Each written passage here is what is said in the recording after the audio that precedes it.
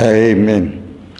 Amen, lieve luisteraar. Ons kyk weer na die Evangelie, die Nuwe Testament. Ons is nog in die boek van Efesiërs en ons kyk 'n bietjie na verskillende realiteite. Dit is so moeilik om uit Efesiërs uit te gaan, want daar is soveel wysheid en soveel kennis in Efesiërs wat ons onder die knie moet kry sodat ons kan sien waarom Paulus hierdie vir alle sy dinge herhaal. En ons gaan nou 'n bietjie kyk na Efesiërs 3 en 4 waar Paulus 3 keer herhaal.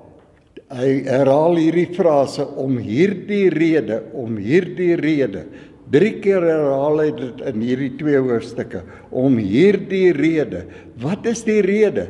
Nou, wanneer hy sê in hoofstuk 3, byvoorbeeld, vers 1, om hierdie rede is ek Paulus, die gevangene van Jesus Christus, vir julle wat heidene is, as julle ten minste gehoor het van die bediening van genade van God.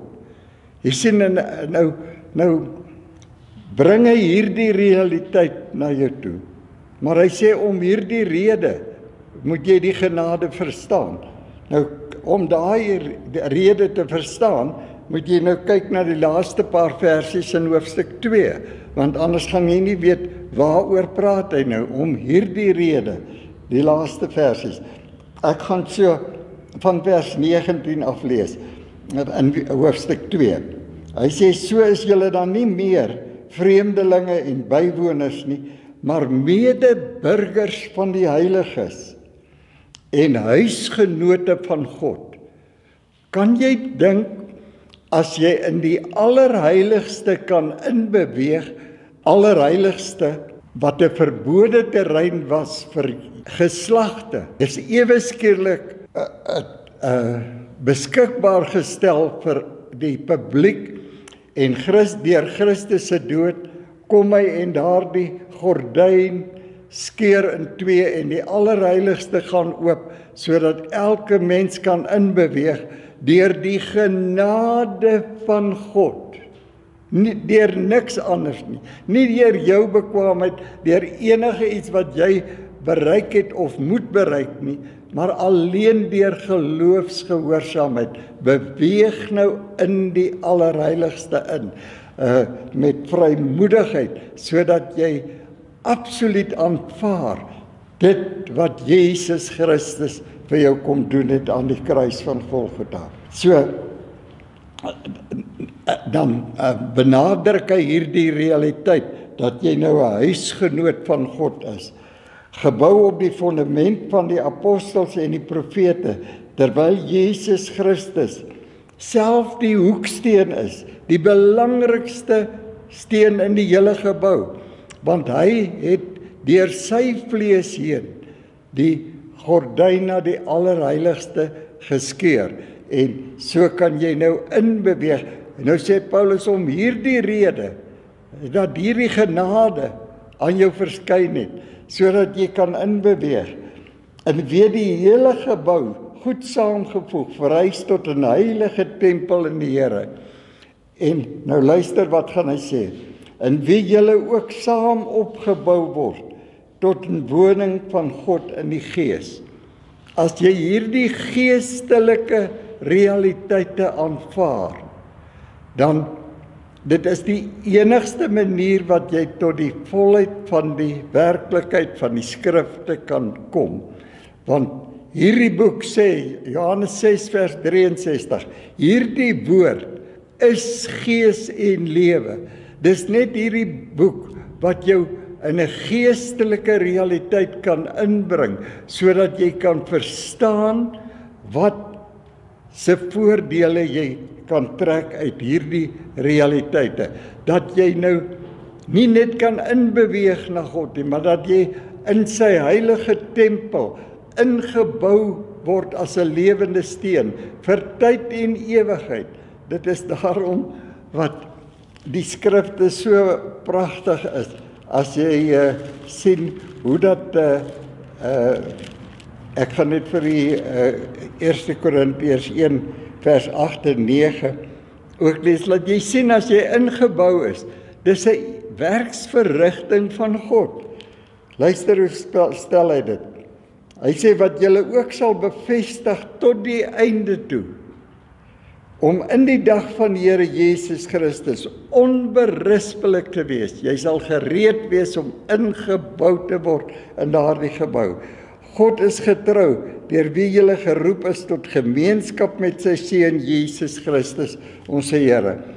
So, dis so belangrik dat jy hierdie realiteite sien en dit absoluut vir jou 'n werklikheid maak, dat jy 'n God se werksverrigting deeglik sal onderskei van die pogings van die mens, van jou eie pogings.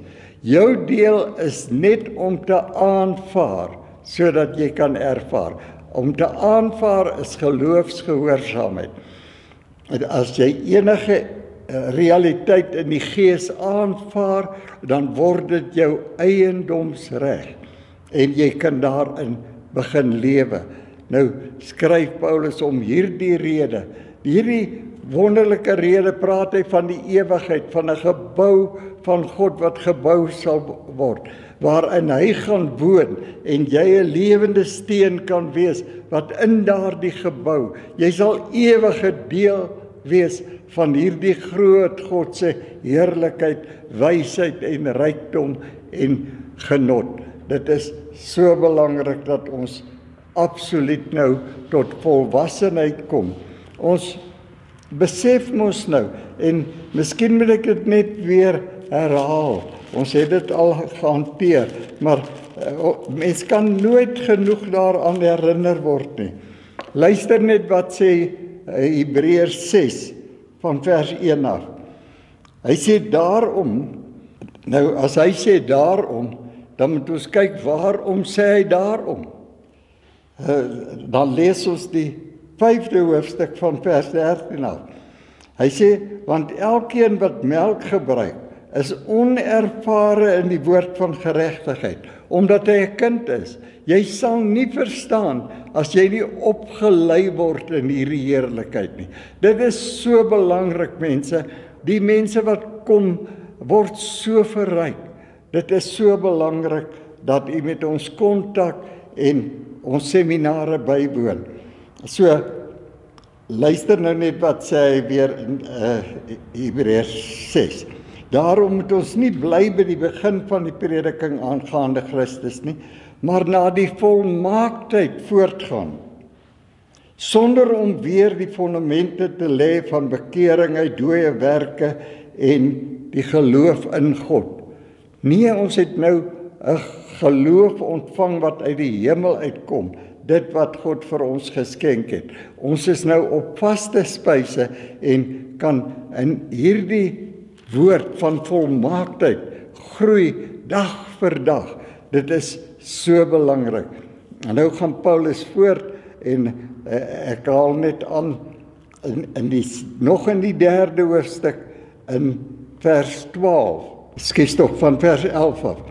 Hy sê volgens die ewige voorneme wat hy opgevat het in Christus Jesus, ons Here, in wie ons die vrymoedigheid en die toegang het met vertroue deur geloof in hom. Praat hy weer van die toegang in die allerheiligste, dat jy nou met vryheid na die Vader kan kom, sonder veroordeling, sonder om te dink dat daar veroordeling oor jou is, en absoluut net in hierdie werklikheid in beweeg. Hy sê, daarom bid ek julle, daarom bid ek dat julle nie moedeloos word by my verdrukking ter wille van julle nie. Dit is julle eer. En dan kom hy by die 14de vers, dan herhaal hy nou weer sy frase. Hy sê om hierdie rede dat jy nou toegang het tot die Vader. Om hierdie rede buig ek my knieë voor die Vader van ons Here Jesus Christus, in wie elke geslag in die hemel en op die aarde sy naam ontvang het. Dit is, ons weet mos nou, so hy haal dit ook baie 1 Johannes 2 vers 2 sê, Christus het nie net vir ons sondes gesterf nie, maar ook vir die hele wêreld. So ook 2 Korintiërs 5 vers 15, omdat een vir almal gesterf het almal gesterf. En dan sien ons dat dieselfde realiteite bestaan, alles wat God gedoen het. Gaan hy verder, kom hy weer by Galasiërs 2 vers 20. Weet julle dan nie dat julle saam met Christus gesterf het? Dat jy nie meer leef nie, dat Christus nou in jou leef. Jy die volle rykdom in Christus ontvang. En dit is daardie rykdom wat 'n entoesiasme in jou moet teweegbring, sodat jy absoluut dag vir dag, vroeg in die oggend as jy opstaan, met die grootste positiwiteit kan opstaan en weet dat Christus is my lewe. Groter is hy wat in my is as hy wat in die wêreld is. En jy bly in daardie positiwiteit. God se werksverrigting en nie ons prestasies nie. Geensins ons prestasies wat was geskrywe in die wettiese boeke, Matteus, Markus, Lukas en Johannes, in die Ou Testament, waar Jesus absoluut die Jode frustreer het, sodat hulle moet sien dat hulle het 'n verlossing nodig. Luister net hoe pertinent is dit dat dit Ou Testament is. In Matteus 10 vers 5 beveel Jesus die disippels aan. Hy sê vir hulle, moet nie gaan na die heidene nie, gaan net na die verlore stamme van Juda toe.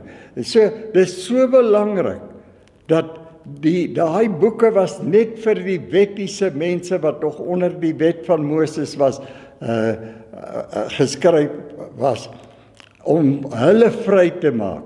En die disippels was uitgestuur om hierdie vryheid ook aan Israel te bring. Maar toe hulle nie verstaan nie, toe het God Paulus uitgestuur na die heidene toe, sodat die heidene ook ingesluit kan wees en die groot rykdomme van die evangelie kan vloei na die heidene toe ook. Dit is so belangrik dat die verryking nou na die heidene ook gekom het. Hy sê dat hy aan julle mag, die 16de vers van Efesiërs 3, dat hy aan julle mag gee na die rykdom van sy heerlikheid, om met krag versterk te word deur sy gees in die innerlike mens. Jy sien, dit is iets wat in jou innerlike mens, in jou gees moet gebeur.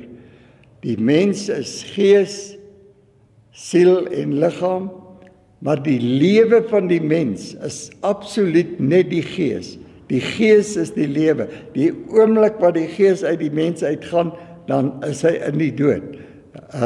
Dit is so belangrik dat jy besef, jy is 'n gees, en omdat God gees is, moet jy, dis Johannes 4 vers 24, moet jy God aanbid in gees en in lewe. Dit is 'n realiteit dat jy nou een gees, 1 Korintiërs 6 vers 17, sê deur ons verbondenheid met Christus, het ons nou een gees met God geword. Met ander woorde, jy konfereer nou gees tot gees. Hierdie woord is gees en lewe. Jy leef volgens die magtige beloftes van God. Hy sê in 2 Petrus 1 vers 4, hy sê volgens hierdie magtige beloftes van God, kan julle aan die bo-natuurlike natuur, die geestelike natuur, deelagtig word.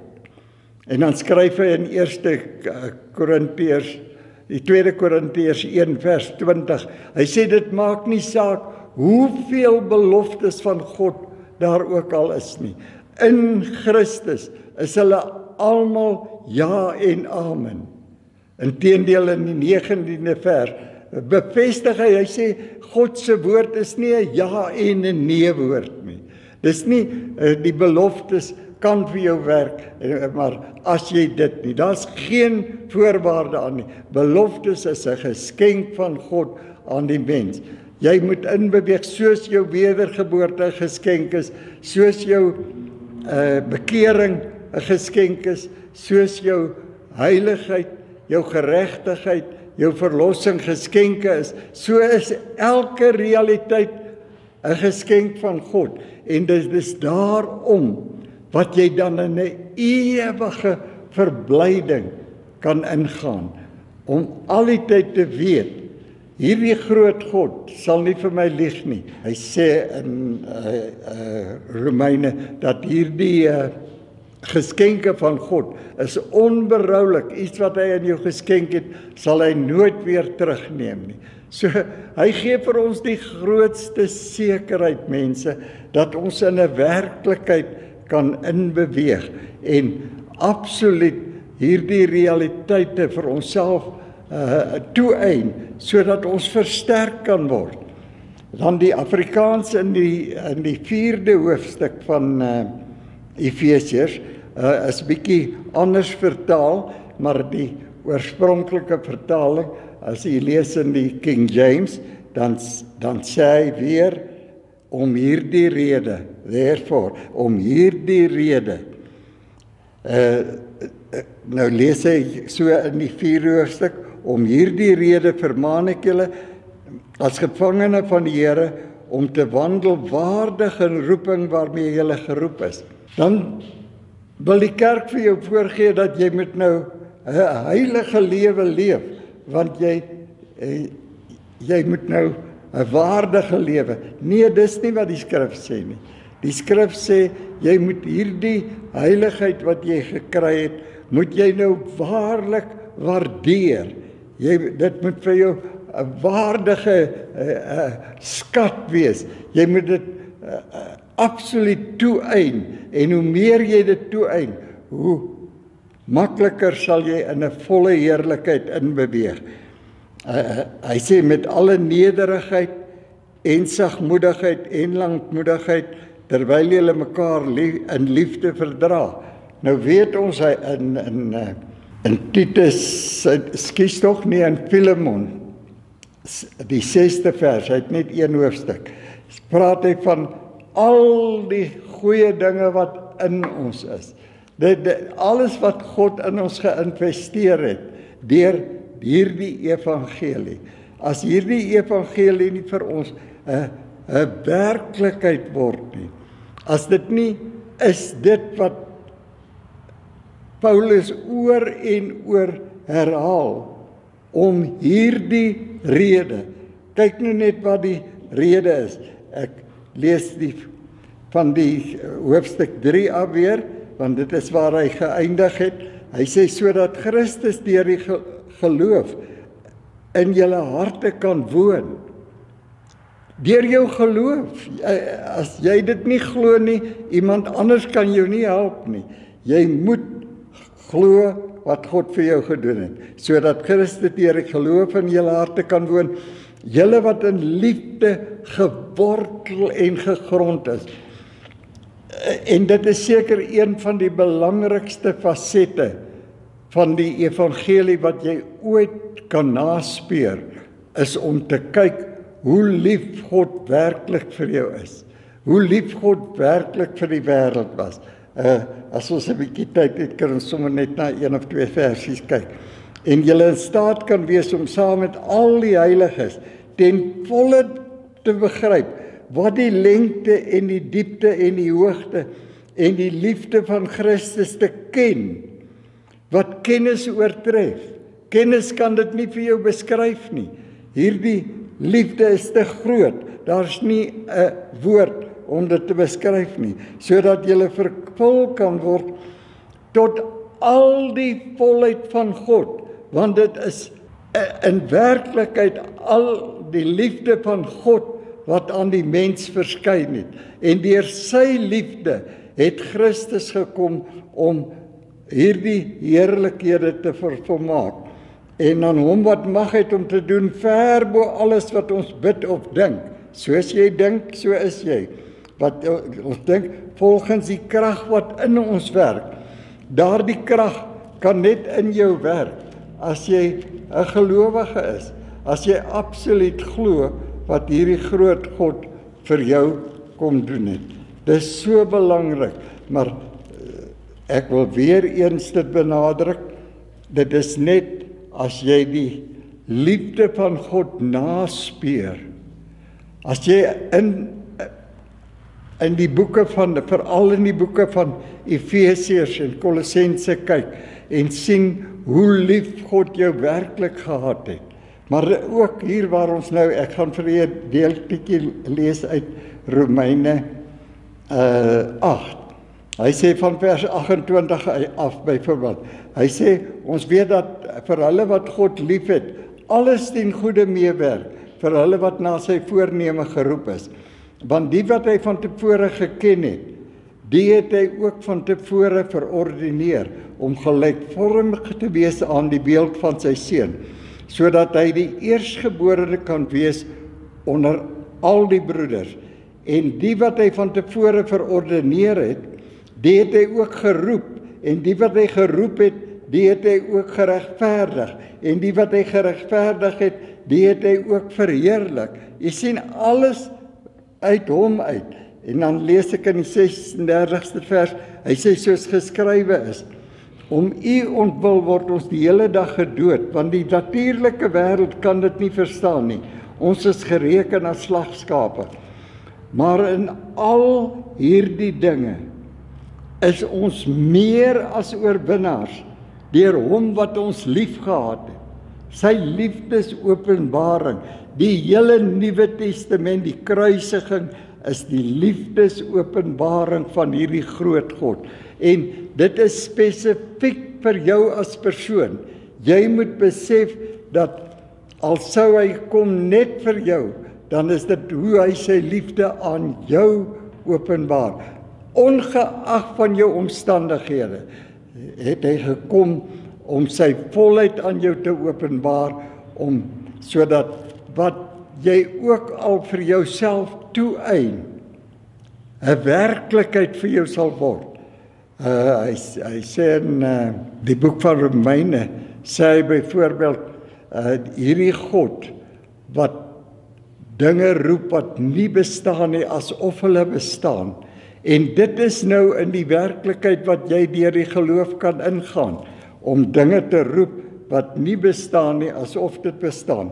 Hy sê in die 38ste vers, want ek is verseker dat geen dood of lewe, of engele of owerhede of magte, teenwoordige of toekomende dinge, of hoogte of diepte of enige ander skepsel, ons sal kan skei van die liefde van God, wat daar in Jesus Christus is nie. Kan jy dink, hy gaan jou veilig bewaar? Lees gerus Kolossense 1 vers 21 en 22 en laat dit vir jou 'n berusting wees dat jy is in die hande van 'n lewendige God wat jou baie liefhet.